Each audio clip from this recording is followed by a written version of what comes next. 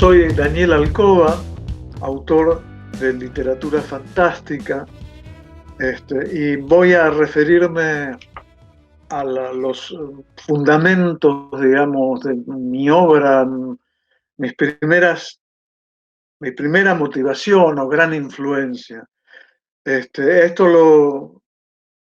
Bajo el título de Mitología, Religión, Revolución y Literatura Fantástica, haré un resumen de mi obra y citando también los libros fundamentales, que si no recuerdo mal son 7 en, en esta, en esta entrega, digamos. El Génesis, libro número 1 del canon literario occidental y también el texto que inaugura la Biblia o Torá hebrea, o el universo según el monoteísmo, revela que antes de crear al hombre, Dios pobló el cielo de estrellas y de ángeles, que se le asemejaban más de lo que luego iba a parecérsele el hombre. Ello ocurriría pese a que los ángeles no están constituidos de carne ni materia alguna que se deje detectar por los sentidos humanos, puesto que tanto Dios como los ángeles son del todo espirituales. En cambio, los seres humanos son de carne que muy pronto Yahvé, castigando el pecado original, volvió mortal. He allí el espíritu, una invención precoz de importancia capital, puesto que los seres humanos estamos dotados de voluntad y discernimiento, que existe alma, soplo, ánimo en cada mujer u hombre, y por ello, a semejanza de Dios o de los dioses, ángeles y demonios, ánimas descarnadas todos ellos, somos espirituales solo en parte. Las primeras comunidades humanas creyeron enseguida que también debían tener espíritu o ánimo, el sol, la luna, el viento, la lluvia, el mar, los ríos, las montañas, las fieras.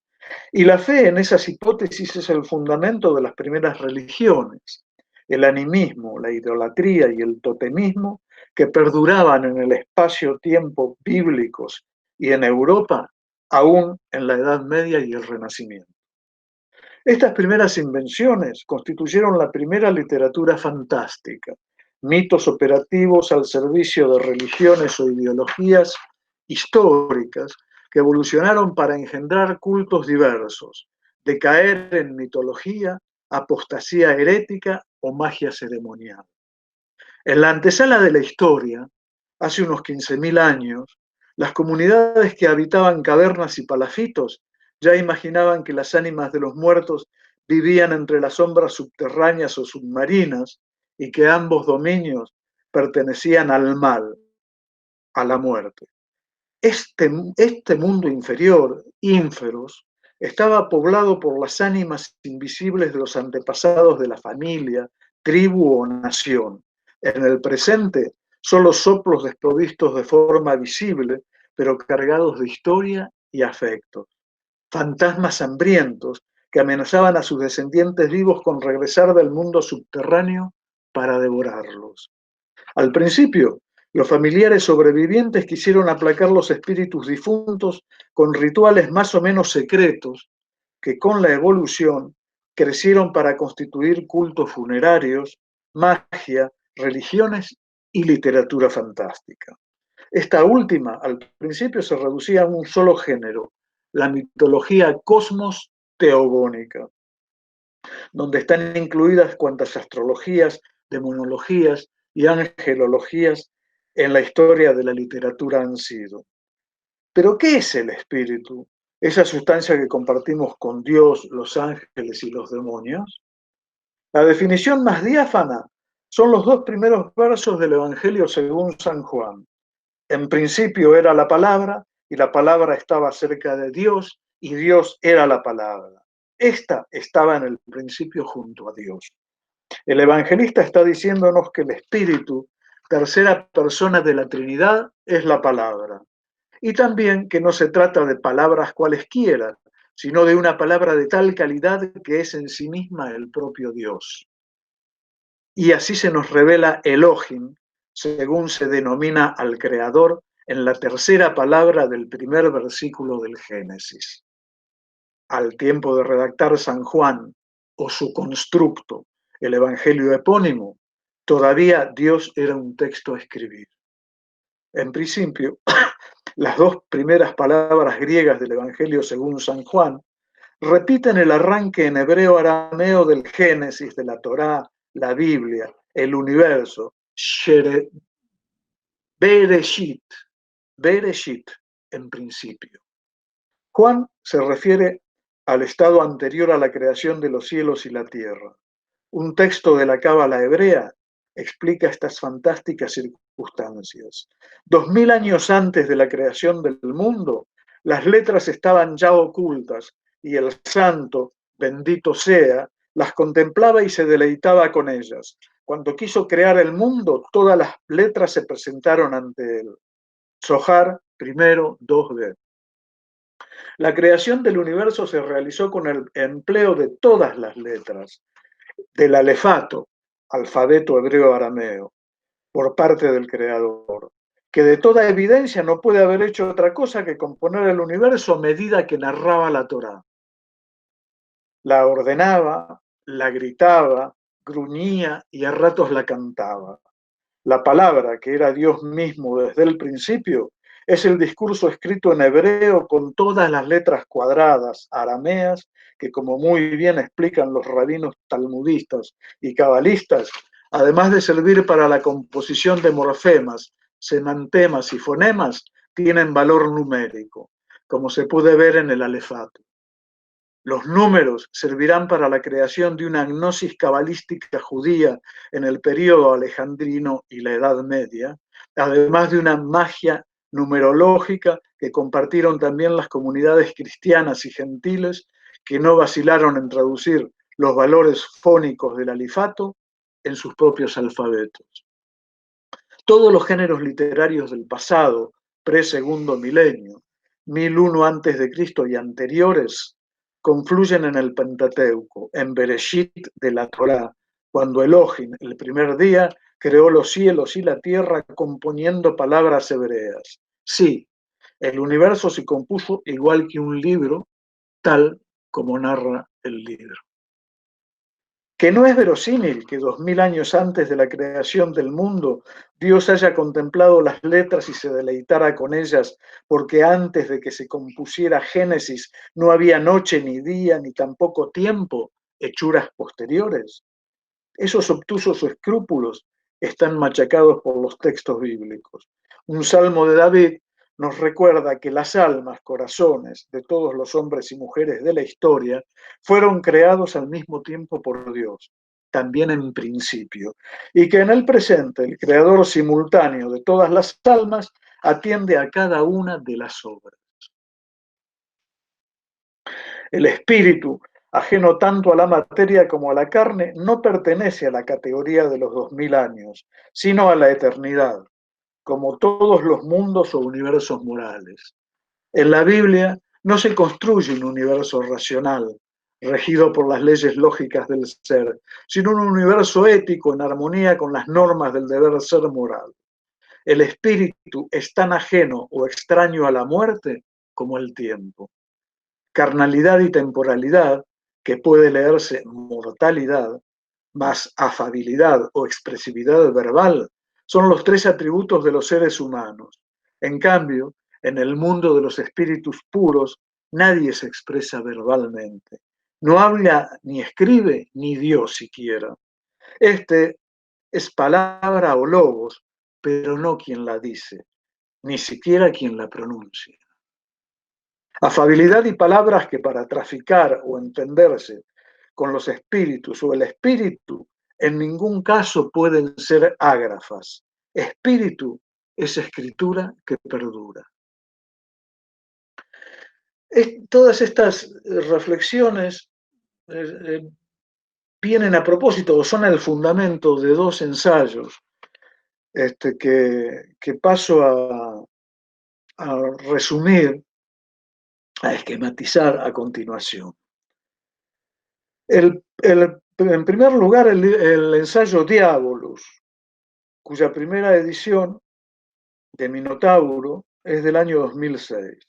En segundo lugar, el ensayo Inferno, Poéticas de la Muerte de Gilgamesh a Internet, que es también de Editorial Planeta del año 2008, su primera edición. Implantaciones del mal o proyecciones del infierno. Para la mística de los cabalistas hebreos, en el capítulo primero del Génesis, la voz Elohim representa a la Sequiná, mitad hembra de Dios, fase creativa material, maternal, que crea o da a luz sucesivamente a las Ayot, los vivientes que describe el profeta Ezequiel en el capítulo primero, versículo 5. A los ángeles, ya mencionados en todos sus órdenes, a todos los seres vivos, vegetales y animales, y a los seres humanos. La matriz, la matrona, es decir, la Sequinah, está por encima de todos los ángeles, postula el libro primero de la Cábala, Sefer HaZohar, en el capítulo tercero, 50b. La cosmogonía bíblica, que incluye una ángelodemonología, puede sintetizarse así. Primero, Dios, Elohim, crea a los ángeles y los hace semejantes a sí mismos, es decir, puros espíritus, segundo y cuarto día. Luego crea a los seres humanos semejantes a él, macho y hembra, porque crea de sí mismo, reúne en sí ambos sexos. Esta tarea la realiza el sexto día.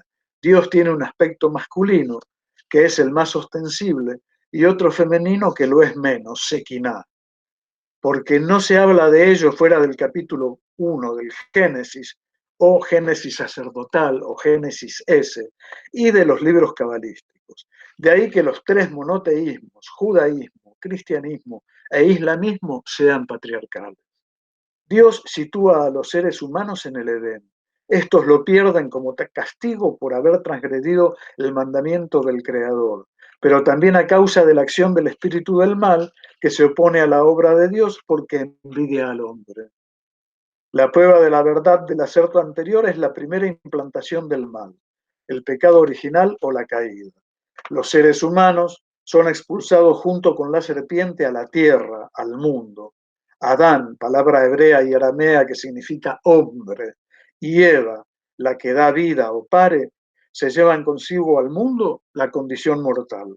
El Edén se queda despoblado de seres espirituales y deja de existir porque había sido creado para quienes ya no podrán volver a habitarlo.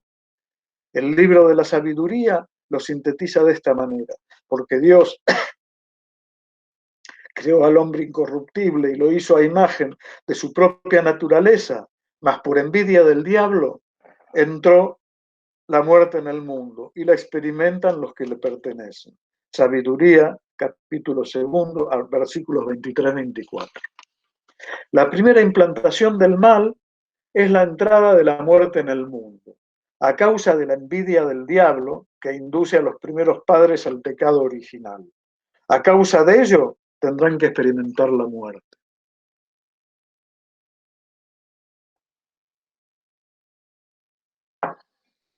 La segunda implantación del mal en el mundo consiste en haber infundido la envidia en Caín el demonio Samael, en su hipóstasis espíritu de destrucción. Y Caín mata a su hermano porque los sacrificios u ofrendas del pastor Abel eran más gratos a Dios que los suyos. La tercera implantación del mal adviene como un accidente cósmico, cuando los ángeles vigilantes abandonan sus puestos en el cielo estrellado con el objeto de lanzarse a la tierra sobre el monte Hermón, solo para ponerse a copular con unas cuantas coquetas cainitas, del todo carnales y humanas. Lo hacen sin duda también porque sienten celos o envidia de los hombres, seres mitad carne y mitad espíritu divino. Así, otra vez aparece la envidia como factor de muerte. Quien los acaudilla es el ángel de perdición, el mismo que inspira a los falsos profetas. La muerte solo puede ser experimentada por los seres humanos. En cambio, la envidia y el deseo sexual también están a disposición de los ángeles y los demonios. Es por envidia de Satán que la muerte entra en el mundo tras la caída. Es por envidia de Caín que la muerte se realiza en la persona de Abel. Es por envidia de los ángeles vigilantes que el mal se implanta en la historia de la humanidad la vez tercera. Nefilim y egregores.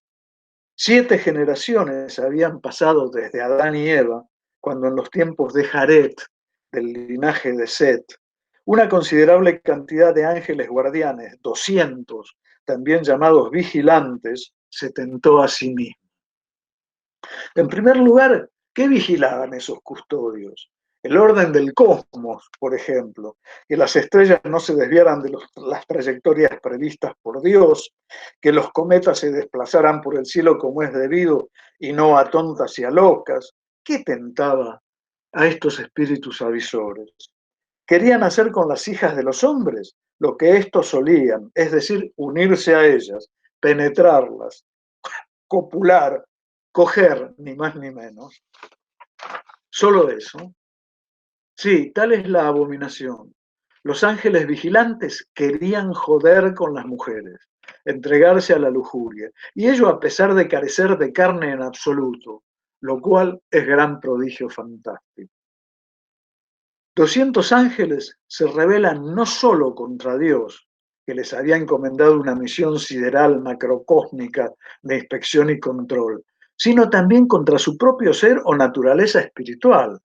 Aunque eran solo espíritus, querían gozar con las mujeres humanas e incluso conseguir descendencia con ellas. Abandonaban el macrocosmos sideral por el microcosmos doméstico. Lo llevaron a puerto, lo hicieron, pero al precio de engendrar linajes descomunales y feroces. Fue así como la tierra se llenó de nefilim monstruosos, criaturas de grande soberbia y terrible apetito, que no tardaron en descubrir lo mucho que les gustaba devorar carne humana.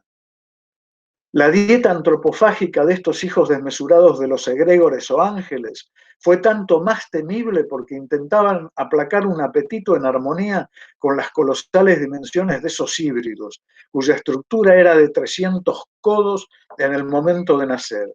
En otras palabras, en el momento de ser paridos por sus madres humanas, los nefilim eran 10 veces más grandes que Goliat, el campeón filisteo a quien daría muerte David en el futuro. Samuel 17, versículo 4. Salió al medio de las filas de los filisteos un hombre llamado Goliat de Gat, que tenía una talla de 6 codos y un palmo. Con sus apenas 6 codos y un palmo de estatura, que son 3 metros y 20 centímetros, resulta en efecto una especie de insecto entre los nefilim. Los gigantes recién nacidos tenían tallas de alrededor de 150 metros, y puesto que estaban provistos de un apetito acorde con sus dimensiones, no tardaron en comerse todos los rebaños y cosechas de la humanidad, y cuando ya no hubo otra cosa que echarse al estómago, comenzaron a zamparse a los hombres y mujeres de la tierra, y la carne humana les gustó mucho. Esto explica con diáfana claridad la cólera de Dios contra los egregores o guardianes, que se convierten en los principales agentes de la concupiscencia proto-canibalesca. El Creador, que había procurado a los guardianes o vigilantes una constitución del todo espiritual, asiste al espectáculo blasfemo del monstruoso apetito de la carne humana que exhiben los nefilim, que habían engendrado los vigilantes o egregores en las mujeres. Una aberración blasfema. Dios llovería sobre esa carne viciosa 40 días con sus noches. Dios castigaría a los vigilantes, a sus monstruosos hijos y en tercer lugar a toda carne, tanto la de los predadores mestizos o híbridos, por hijos de la lujuria, glotones y asesinos, como la del resto de los seres vivos que creara.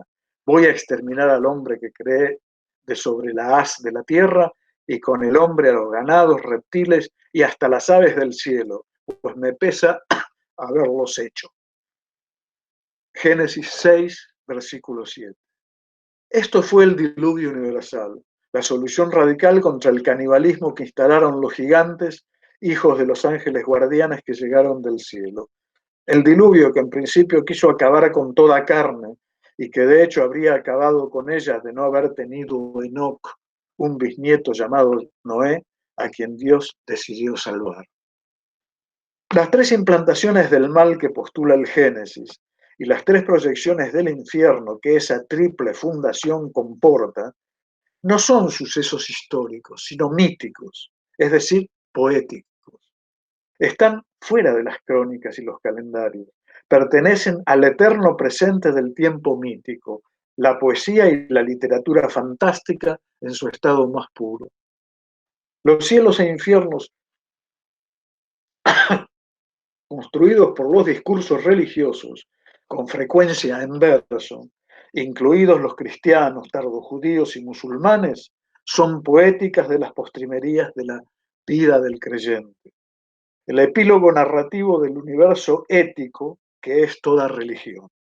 Los infiernos de Gregorio Magno, Tomás de Aquino y Dante Alighieri son arduos sistemas de metáforas en las cuales el fantástico fuego infernal que no se extingue y que tampoco necesita ser encendido ni alimentado con leña, carbón o hidrocarburos, es una especie de emblema. La imaginación de los seres humanos ha sido siempre muy sensible al fuego. La montaña del origen, eh, editorial Minotauro, 1999, primera edición, última edición, Azul, Luz Azul Ediciones 2020, mi primera novela fantástica, presenta una expedición antropológica en busca de un país, templo, religión, imaginarios, fantásticos, en Cochinchina, el sudeste asiático. La montaña del origen quiere simbolizar todas las grandes religiones, templos y tierras sagradas que en el mundo fueron, son y serán. Pero la montaña es también la sustancia de un orden imaginario sostenido por una rigurosa liturgia que tiene como base la fe popular. Aunque haya incorporado numerosos elementos taoístas y budistas, la religión del templo del origen debe demasiado a los patos. Lo canónico con las patas es su empleo intensivo como productoras de óvulos fecundados. Cuando cloacas se les reprime el impulso materno con baños de agua fría para que sigan copulando y produciendo huevos que incubarán gallinas, pavas o, aquí el salto místico, la sabiduría religiosa. Lon Rock, su santidad serenísima. Las aves lo hacen fuera de sagrado, en granjas o nidales laicos, aunque con huevos inseminados en el templo y vendidos a la población. La madre de todo, actualmente Lon Rock, apoya su dilatado culo e informes piernas sobre 20 veces 22 huevos, 440 elegidos. Las 440 ponedoras de elegidos gozarán el privilegio de incubar una nidada de yeso. Las otras hembras de prole corriente, proveedoras de gallinas y pavas, son sometidas a baños de agua fría cuando cluecas. También entre los patos florecen las desigualdades. El libro de los proverbios del templo define a su santidad serenísima, en el presente Lon Rock, con absoluta precisión. Tan madre como 55 patas cluecas, cuando menos, es su santidad serenísima. Pero no es tan sencillo como eso, puesto que la madre de todo tiene una triple naturaleza. Primero, es paridora de la naturaleza toda. Segundo, es madre de las palmípedas. Tercero, es hombre. Si no fuese triple diosa y hombre de añadidura, practicaría el canibalismo filicida al comer pato eclesiástico abrillantado. Y no, la Madre Universal no come ni lo hace tampoco la pata incubadora. Las dos maternidades siempre ayunan. Solo su santa humanidad es tragona, que engorda en el misterio, la que come Indian runners laqueados casi a diario. Aunque el modus vivendi social se parece mucho a una bárbara y popular práctica polideportiva de alto riesgo que no ahorra a las competiciones atléticas resultados más o menos mortíferos, tal podría ser el terrible precio de la sobrepoblación que obliga a la sociedad a echar mano de doctrinas maltusianas, deportes, penas de muerte judiciales y otras prácticas letales para garantizar el crecimiento demográfico cero en un país donde la gente, igual que en tantas otras latitudes, no deja de joder o copular ni por tanto de procrear semejantes. La visita de los expedicionarios occidentales es por ello doblemente paradójica. En primer lugar, porque la investigación de campo oculta un designio insoportable a una doctrina afín a la de Thomas Malthus. La instalación de una moderna clínica de obstetricia dotada de los mayores especialistas y también de biólogos moleculares y computacionales, los mejores tanto en el ejercicio de la medicina como en el empleo de las últimas tecnologías. Además, porque el proyecto obstétrico atenta contra las milenarias tradiciones de los originales, una de las cuales postula el aborrecimiento de los ingenios mecánicos que suplantan o alteran la pura acción de la naturaleza. El hecho de ser un antropólogo, narrador en primera persona y el espacio narrativo, ficticias naciones del sudeste asiático semejantes a Vietnam, Tailandia, Birmania, Camboya, Laos, en un tiempo narrativo que se corresponde con el diseño de 1990, sitúa la globalización de la economía como fondo histórico de una irónica fábula. La cara hembra de Dios, primera edición, Ediciones Minotauro, Barcelona 2004, última edición, Luz Azul Ediciones 2015, mientras se encontraba en fase de borrador, se tituló Biografía de un santo virtual. El narrador de la historia es un joven sacerdote católico de una iglesia reformada, una iglesia romana, una iglesia católica muy reformada. Y el tiempo novelesco es la segunda mitad del siglo XXI. Los androides o robots protagonistas pueden acceder a la santidad o bien demonizarse porque su software suma a los algoritmos teológicos, técnicos y en general positivos también los que conciernen a los deseos del hombre y la mujer imperecederos. Por ser cibernéticos, desconocen la vejez, la enfermedad y la muerte. Rachel y Benjamín se llaman la mujer y el hombre virtuales, la pareja fundadora, madre y padre de una nueva humanidad virtual exenta de muerte. Además de no envejecer, estos androides son de anatomía variable y fueron diseñados por la Iglesia Católica, que a la sazón no solo cuenta con sacerdocio y episcopado femenino, sino que también parece en vísperas de sentar a una mujer en el trono de San Pedro. El texto narrativo y la mitología que comporta se fundamentan en Génesis y las tradiciones cabalísticas y talmúdicas hebreas. Cabe recordar que el capítulo primero del Génesis define a Dios como macho y hembra, hermafrodita, y lo presenta creando a un hombre y a una mujer a su imagen y semejanza.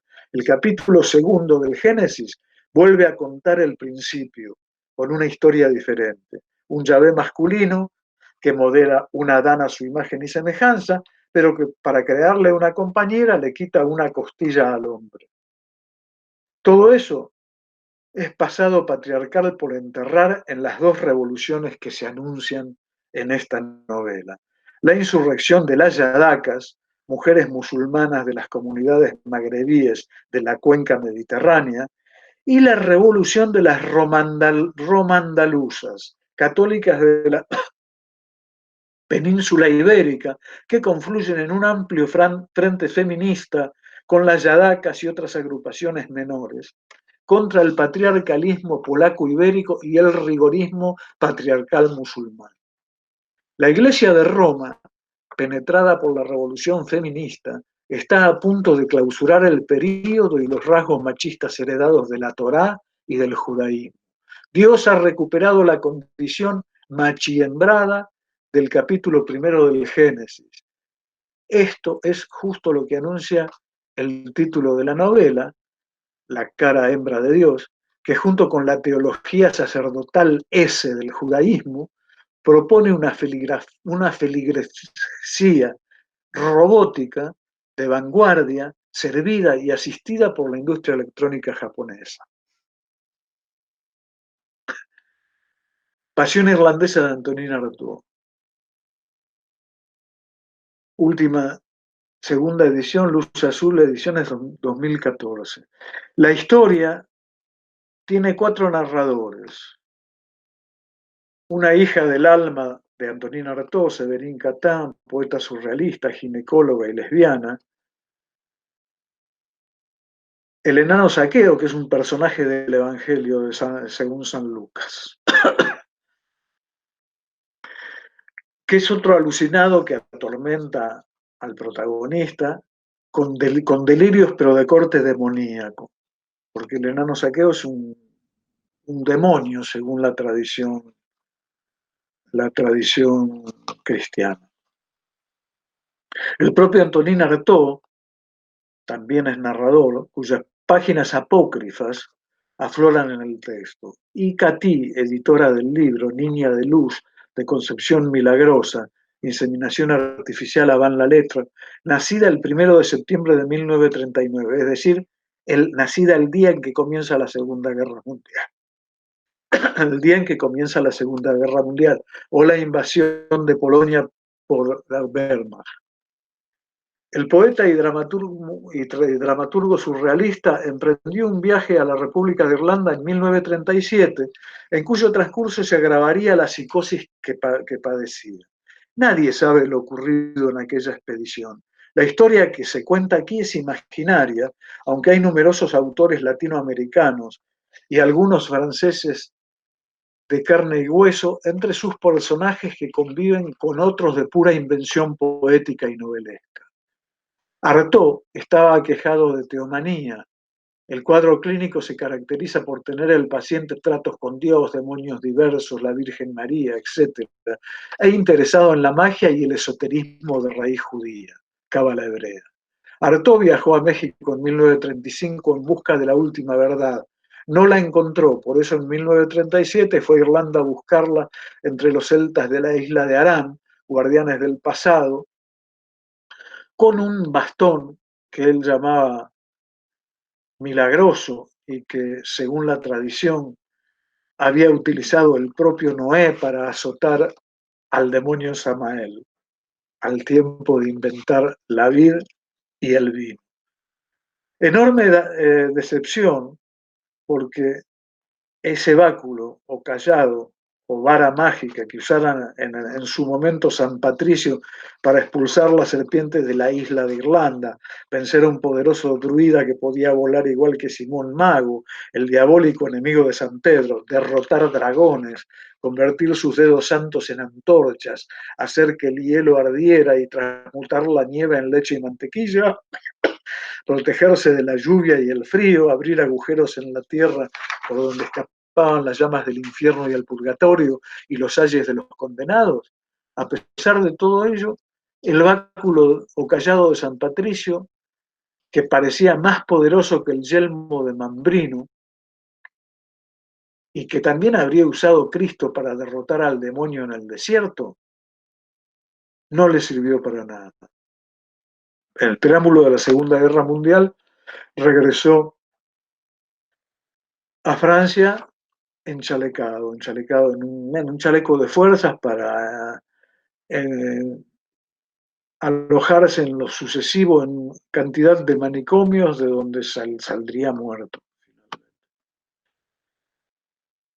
Edipo en la Audiencia Nacional, Luz Azul, ediciones 2018, es una novela negra con regular mortandad y una instrucción sumarial que se beneficia de los últimos adelantos en materia informativa y de miniaturización electrónica. Los hechos y personajes de esta narración son ficticios, pero las circunstancias históricas y los contextos políticos son reales y realistas, al igual que los nombres de los genocidas argentinos y las ONGs defensoras de los derechos humanos, como las Madres y Abuelas de Plaza de Mayo o la organización Hijo. Finalmente, es decir, mi último libro, Final de la etapa guevarista o de la imitación del Quijote, primera edición, editorial Leviatán, Ciudad Autónoma de Buenos Aires 2019, preedición o Spanish Edition, Grupo Editorial Insólitas, Madrid, España 2019. Esta novela de no ficción es un libro de historia argentina del periodo 1955, perdón, el día del bombardeo a Plaza de Mayo, a el 12 de marzo de 1998. En particular, es una historia del guevarismo hasta esa misma fecha de arriba, 12 de marzo de 1998, y de la segunda parte de la vida de Ernesto Che Guevara, 1959 al 9 de octubre de 1967, escrita en primera persona por mí, guevarista militante y entusiasta predicador de las religiones que tocaron en suerte a mi generación, sucesivamente el leninismo, stalinismo, maoísmo y castrismo. Tras dos encarcelamientos, 1971 y 1975, una amnistía, 1973, la fuga al exilio francés, 1981, muchos años de lecturas historiográficas, pero todo, sobre todo, después de presenciar como televidente español los abominables procesos de La Habana en la primera semana de julio de 1989, que condujeron al paredón de fusilamiento a dos chivos emisarios guevaristas de toda la vida, el general Arnaldo Ochoa, héroe cubano de la guerra de Etiopía, y al coronel Antonio de la Guardia Font, uno de los protagonistas cubanos de la Revolución de Nicaragua, comprendí de manera cabal que leninismo, stalinismo, maoísmo y castrismo, además de abusivos sofismas de la teoría de Karl Marx y Friedrich Engels, fueron los penúltimos formatos novedosos del despotismo oriental y hasta del modo de producción asiático que horrorizara a los padres fundadores del socialismo postindustrial, mal llamado científico, que murieron creyéndolos plagas políticas del pasado. La Revolución Rusa de 1917 metamorfoseó el antiguo modo de producción asiático en el Estado soviético, la Unión de Repúblicas Socialistas Soviéticas, que inició su andadura histórica con una importación económica paradójica.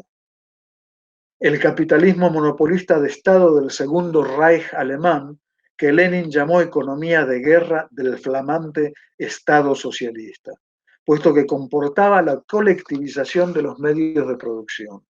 Las fantásticas repúblicas socialistas soviéticas, lo que la monarquía imperial zarista llamaba todas las Rusias, encajó 74 años de feroz dictadura que, para colmo del cinismo, se pretendía del proletariado, de agónico encierro entre fronteras de hormigón, absoluta ausencia de libertades públicas y privadas, y de tal hermetismo informativo que los místicos militantes revolucionarios del resto del mundo, que luchábamos por la mundialización del modelo paradisíaco propuesto por la literatura fantástica leninista, stalinista, maoísta, castrista, solo pudimos saber del horror que habían construido con el nombre de socialismo cuando esa penúltima edición de lo que Karl Marx y Friedrich Engels llamaran en sus textos modo de producción asiático y los comunistas Unión de Repúblicas Socialistas Soviéticas, se derrumbó como un desgraciado mamut desjarretado. 20 años antes del derrumbe, habían emergido pruebas irrefutables de existencia de los campos de concentración y exterminio de la disidencia política en Siberia. Gulag y Colima anunciaron al mundo que en los países comunistas y sobre todo en URSS y en la República Popular China, las cosas iban muy mal. Tanto que según las estadísticas más prolijas, el régimen Lenin-stalinista cobró a la Unión Soviética 22 millones y medio de disidentes políticos muertos en los campos de concentración en el periodo 1918 y 1991. La República Popular China de Mao Zedong, más numerosa que la URSS, también en horrores. Consiguió matar de hambre, torturados en las cárceles o fusilados sumariamente por enemigos del pueblo, a 45 millones de obreros y campesinos entre 1958 y 1962, para imponer su ingeniería social, que se traduce conversión del campesinado en clase obrera industrial, y su gran salto adelante en tiempo récord. La épica fantasía de que China igualara la producción de acero del Reino Unido en el plazo de 15 años.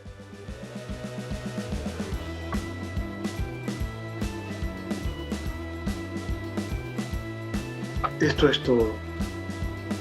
Muchas gracias y buenas noches.